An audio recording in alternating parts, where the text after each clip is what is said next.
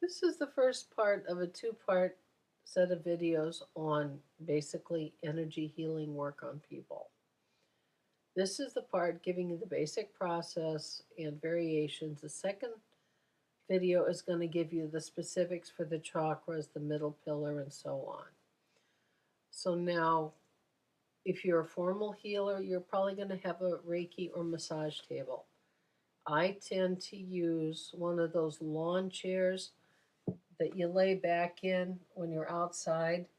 They're really close to the ground, but because I've also seen people who do bowl work, you might lie on the mat on the floor. I know too many people with back problems, so I use this compromise right now.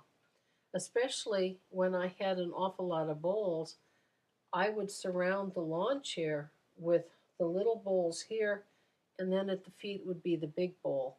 And I just roam around the person with two different sticks, and I basically just play the bowls so that the person was surrounded by sound for like 20, 30 minutes, and they were only this far away from it.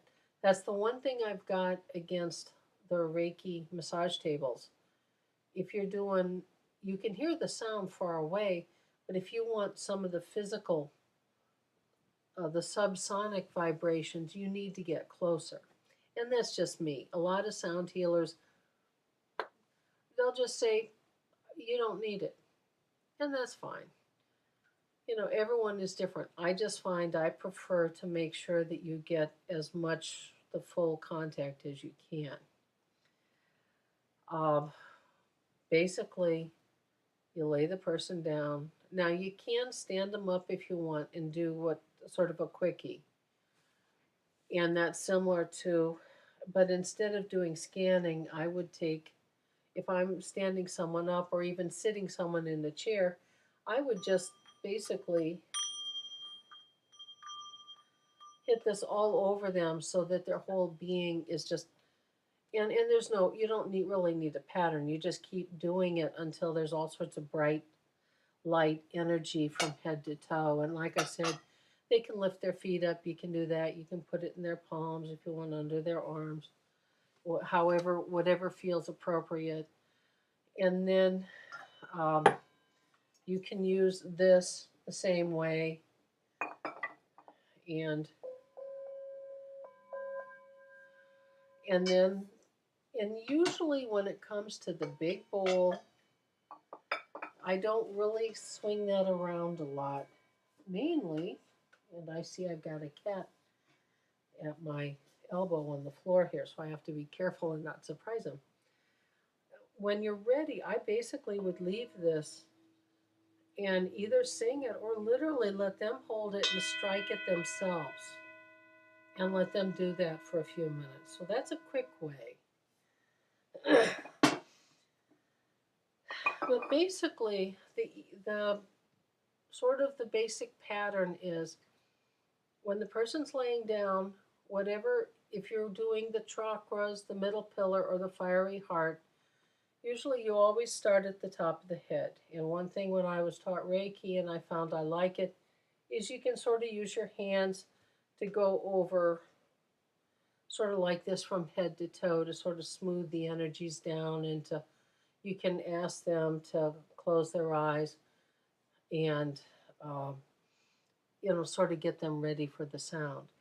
And if you'd like, you can give a brief meditation grounding them in the earth, having the energy of the stars come in, flooding through, so that they sort of have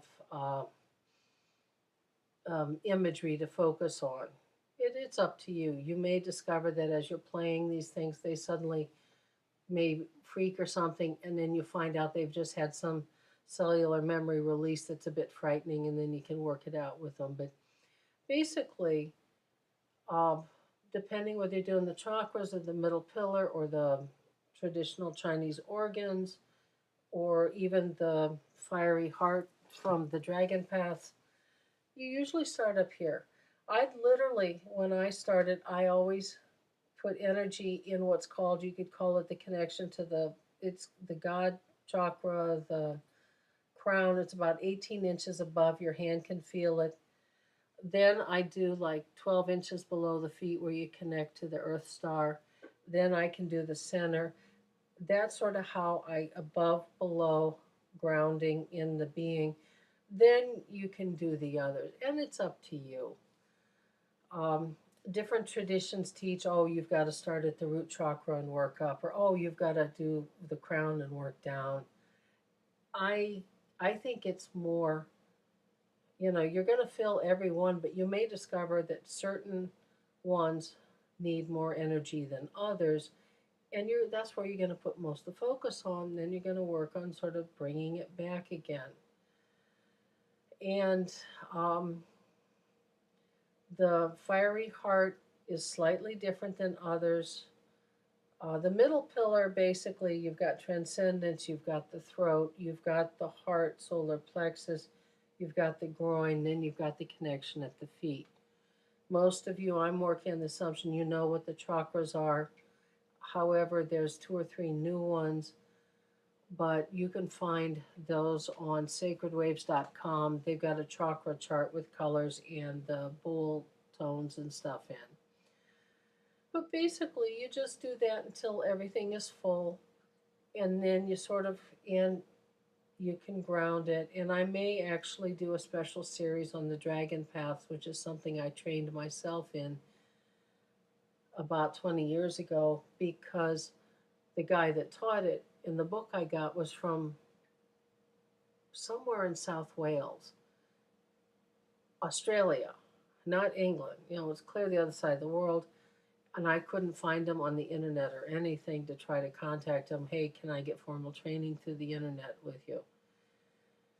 But in general, you do it that way. And then at the very end, you use the large bowl.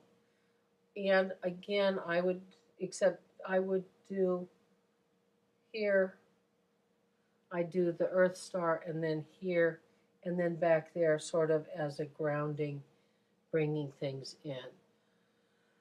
What you'll probably end up discovering is that as you start exploring, you will create your own ways and find out what works and what doesn't. But this is the basic, it just depends. Are you working the middle pillar? Are you working the chakras? Are you working the traditional five organs of the Chinese medicine? Are you working the fiery heart? It depends what you're working, what you focus on. But ultimately, the person may have some kind of release.